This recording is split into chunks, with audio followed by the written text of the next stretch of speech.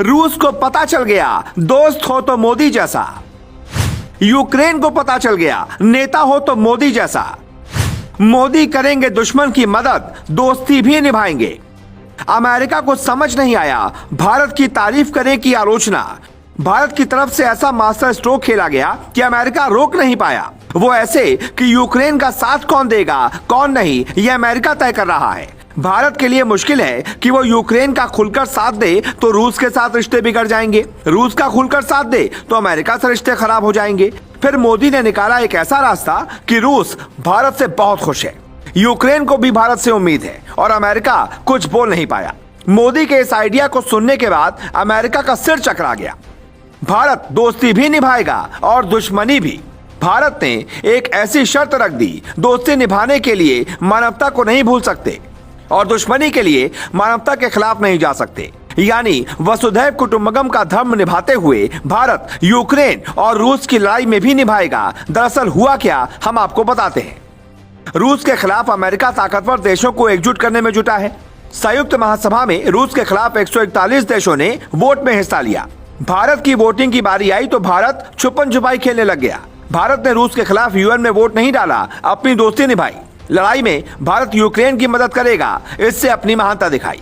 Voting के दौरान जो अमेरिका ने कहा वो शानदार है। संयुक्त राष्ट्र महासभा खुद को सबसे ताकतवर समझता है। वो मोदी का रुख जानना चाहता था, लेकिन मोदी तो निकले खिलाड़ी, उन्होंने रास्ता निकाला और भारत की ओर से वोटिंग के लिए मौजूद राजनयिक वोटिंग के दौरान छुपन छुपाई खेलने लगे। कभी सभा में आते, कभी चले जाते। अमेरिका ने भारत से गुहार लगाई कि वो वोटिंग करे, लेकिन भारत ने अपनी दोस्ती निभाई। इस बात पर अमेरिका की तरफ से भारत के लिए कुछ गहरे शब्दों का प्रयोग किया गया।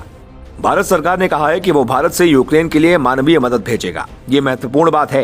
यूक्रेन का नेतृत्व तो भारत से अनुरोध कर रहा है और भारत यूक्रेन को ये मदद भेज रहा है। दूसरी बात, भारत ने संयुक्त राष्ट्र के एक सत्र में कहा कि सभी देशों को दूसरे देशों की संप्रभुता और क्षेत्रीय अखंडता का सम्मान करने के लिए संयुक्त राष्ट्र चार्टर का पालन करना चाहिए।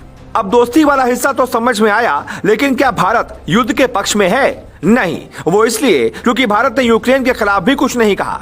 अमेरिका ने संयुक्त राष्ट्र महासभा की बैठक के दौरान इस बात का जिक्र खुद किया और दावा किया कि भारत यूक्रेन की मदद के लिए तैयार है, लेकिन रूस के खिलाफ नहीं जाना चाहता। वोटिंग के दौरान भारत और पाकिस्तान का रुख एक जैसा ही था। पाकिस्तान ने वोट नहीं किया क्योंकि उसे रूस से कर्जा भी लेना है। भारत के इस रुख पर भी रूस खुश हुआ।